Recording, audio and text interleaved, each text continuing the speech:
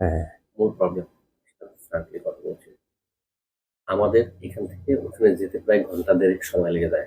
আচ্ছা, এই আমরা কোনোভাবে রওনা দিলেই খবর পেয়ে যায়। খবর পেয়ে যায়, এবং ও ওইটা উপজেলার সীমান্তবর্তী তো, হ্যাঁ, সে ওই দৌলতপুরের ভিতরে ঢুকে যায়, সেটা আর আমাদের জুরিসডিকশনের মধ্যে থাকে না। থাকে না। তখন আমাদেরকে অগত্যা ফিরে আসতে হয়। তো আমরা এই জিনিসটা নিয়ে দীর্ঘদিন ধরে পত্রিকায় যতগুলো নিউজ হয়, জি, যখনই যেটা হয় মানুষ অভিযোগ করে। আমি কালকে চরে গিয়েছিলাম, চরের মানুষ যেভাবে আমার কাছে অভিযোগ করেছে, জি, জি। মানে আমার মনে হচ্ছে আমরা মানে এটা কি বলবো আর, মানে না, এটা একটা মানুষ হয়। যেভাবে বলে। আমি কালকে চরে ছিলাম অনেকক্ষণ, তো এটা নিয়ে আমরা কাজ করছি। জি, আমরা লুকে মুখে যেদিন দেখে আমরা একটু ব্যস্ত থাকি, তখন এই বালুগুলা কাটেন। আমার এক্সিলেন্ট সাহেব আজকে গিয়েছেন জাফরগঞ্জ জি। তদন্ত করতে। আচ্ছা, উনি আসলে হচ্ছে দৌলতপুরের সাথে আমি কথা বলেছি, ডিসি অফিস ৩ জায়গা থেকে মিলিয়ে একটা অভিযান করে ওদেরকে একটা punishment। আচ্ছা। এছাড়া আমাদের যারা ইজারাদার যে ছিল, ইজারাদার তো পলাতক, পড়াতে হবে। আমি ভ্যালিডলি কাউকে ধরতেও পারছি না। ওখানে কি ইজারা আছে না নাই? ইজারা এই পাশে, এই পাশে, কিন্তু ওই যেখান থেকে যে ওই জায়গায় জায়গায় কাটে ওখানে কোনো ইজারা নেই। আচ্ছা, আপনার আমি একটা বিষয় আপনাকে জানতে চাই যে আপনি যেভাবে বললেন যে যাওয়ার আগে টের পেয়েছি, আমরা আপনার অবগত করি যে আমরাও একবার গিয়েছি। হ্যাঁ, তো আমাদেরও সেটাই মনে হয়েছে যে আমরা যাওয়ার আগে মানে বুঝতে পেরেছি। হ্যাঁ হ্যাঁ দেখে আমি যেটা জানতে চাই যে আপনার কি মনে হয় যে মানে আপনার আশেপাশে কেউ আছে ওদের সাথে জড়িত বলে? এটা মানে এদের এই বালু উত্তোলন, এটা তো এখানকার দীর্ঘদিনের সমস্যা। মানে আমি আপনাদের একদম ফ্র্যাঙ্কলি বলছি, এটা এখানকার দীর্ঘদিনের, এই উপজেলায় এই বালু উত্তোলনের, অবৈধ বালু উত্তোলনের সমস্যা একদম দীর্ঘদিনের। তো আমার গাড়ি যখন এই উপজেলা থেকে বের হয়, মূলত আমরা যখন স্পিড বোট লাগে আমাদের যাওয়ার জন্য, এই স্পিড বোটটা বা ট্রলারটা যখন আমরা নক করি, এখন আমি তো আর ঘাটে যাই, এখান থেকে যখন রওনা দেবো তখন তো স্পিড বোটটা ঘাটে রেডি করে রাখতে পারি। রাইট, ওই ঘাটের থেকে এই জায়গাগুলো থেকে অনেক বেশি মানুষ এখানে ইনভলভ হয়ে যায়। তখন আমরা যাই, আমরা ফোর্সের জন্য বলি, আমার সাপোর্টিং স্টাফ যারা আছে তাদেরকে নেই, সবকিছু মিলে এর সাথে পাম্প থেকে তেল নেই। যখন দেখা যায় যে আমরা বড় কন্টেইনার নিয়ে যাচ্ছি স্পিড বোটে যাওয়ার জন্য, তো বেশি তেল লাগে। জি, হ্যাঁ, তো ওই জায়গাটা থেকে একটা এরকম মূল প্রবলেমটা হয়েছে যে আমার জায়গাটা হচ্ছে উপজেলার একদম সীমান্ত। ওর বেশি খুব দূর যাওয়া লাগে না, কারণ আমরা যখন আরিচা থেকে রওনা দিই তখনও যদি ও খবর পায়, তাও সে ওই পাশে দৌলতপুর মধ্যে ঢুকে যায়। তো আমরা এখন এটাকে একটা কোঅর্ডিনেটেড একটা অভিযান পরিচালনা করার একটা সিদ্ধান্ত আমরা নিয়েছি।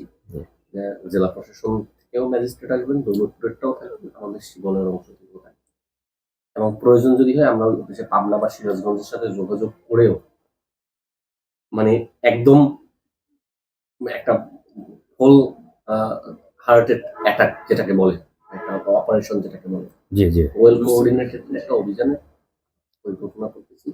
আশা করি যে দুষ্কৃতিকারীরা যতই শক্তিশালী হোক না কেন, আইন আছে। আইন তার নিজস্ব গতিতে চলে। আমাদের তো আসলে শুধুমাত্র বালু দেখা না, জি, জি, উপজেলার অনেকগুলো বিষয় দেখতে হয়। আপনি বিশ্বাস করবেন না, সকালবেলা আমি এসে আমি কোনো কাজ করতে পারি না। শুধু আগে তো বিভিন্ন জনপ্রতিনিধিরা ছিল, জি, জি, মানুষজন একটা জায়গায় যেতে পারতো, সব সকাল থেকে এখানে আমার কাজ, আমি কিছু করতে পারবো না, সেরকম মানুষজন এসে এখানে। রাইট। তো এই আমাদের অন্যান্য যে দেখেন, যেমন ধরেন 16 ডিসেম্বরের সময় আমরা 16 ডিসেম্বর নির্বাচন ছিল, তখন ওরা কয়েকটা দিন ফ্রি সময় পেয়েছে, রাইট, মানে এরকমের করছে। তো আমরা এটা রুটটা রিমুভ করার জন্য আমাদের জেলা প্রশাসক স্যারও এই বিষয়টা যথেষ্ট আন্তরিক এরা, এবং আমরা বিভিন্ন জায়গায় শুনি এখানে তারা আমাদের নাম ব্যবহার করে, আমাদেরকে। এটা হচ্ছে মানে এই বালুর ব্যবসা যারা করে সবাই একই কথাই বলে, সবাই যত তো আমাদের না, আপনাদের তো অ্যাকিউজ করা হয় যে আপনারা এটার সাথে ইনভলভ, কিন্তু আমরা এই ইসের জন্য অবৈধ মাটি কাটার সাথে সাথে কোনো শ্রমিক না যায়, কোনো মানুষ না যায়, এটার জন্য পুরো উপজেলায় মাইকিং করেছি উপজেলা প্রশাসনের পক্ষ থেকে। এই বালু মহল আইনের যে প্রয়োগটা কি হতে পারে, কারণ দেখা গেছে আমি গিয়ে যাকে ধরছি সে তো লেবার, তার তো সে একটা ডে লেবার হিসেবে একদিনের হয়তো 1000 টাকা বা 800 টাকা শ্রমিকই কাজ করতে গেছে, তাকে ধরে জেল দাও। তো এই প্যাটার্নের মানুষ যাতে এই কাজগুলোতে ইনভলভ না হয়, এটার জন্য আমরা পুরো উপজেলায় মাইকিং করিয়েছি উপজেলা প্রশাসনের পক্ষ থেকে। আমরা আমাদের যে উপজেলা আইন শৃঙ্খলা কমিটির সভা হয়, আমাদের ইউনিয়ন পরিষদের চেয়ারম্যান সহ যারা সংশ্লিষ্ট যারা আছে সকলকে আমরা অবগত করছি এবং আমাদের অভিযান নিয়মিত পরিচালিত হচ্ছে। আমরা এই মাসে এখানে মানে 2 জনকে জেল দেওয়া হয়েছে এবং 10 লক্ষ টাকার বেশি জরিমানা করেছে। কয়েক হাজার মিটার পাইপ বিনষ্ট করা হয়েছে। বেশ কয়েকটি মেশিন যেগুলো দিয়ে বালু উত্তোলন করা হয়, সংখ্যা 20-এর কম হবে না, এগুলো ব্যবহার অনুপযোগী করা হয়েছে। তো আমাদের দিক থেকে আমাদের এন্ড থেকে আমরা আমাদের চেষ্টাটা চালিয়ে যাচ্ছি।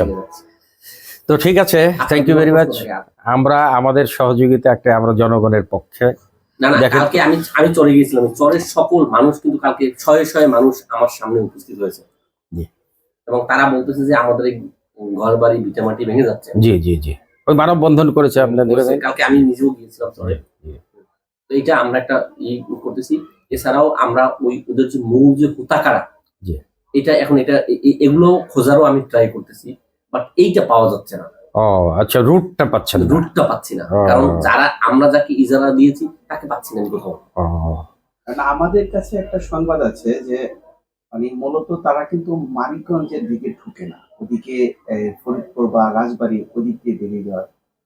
আর এর সাথে আমরা একটা অভিযোগ পেয়েছিলাম, সেখানে স্বেচ্ছাসেবক লিখলেটার মানে আবুল বাসার নাকি নাম জানা, ওই যে এটা ইজারাদারি, সে আবুল বাসার সেই মূলত ইজারাদার, সেই ইজারা নিয়েছে। আমাদের ইজারা প্রক্রিয়াটা সম্পূর্ণ বৈধ, আমরা তো ওইখানে ইজারা দেই না, যেখান থেকে কাটে সেখানে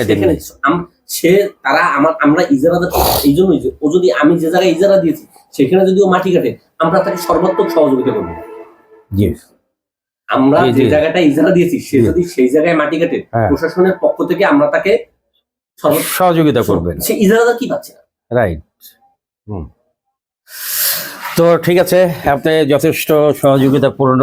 একটু এই চা দেন তাড়াতাড়ি।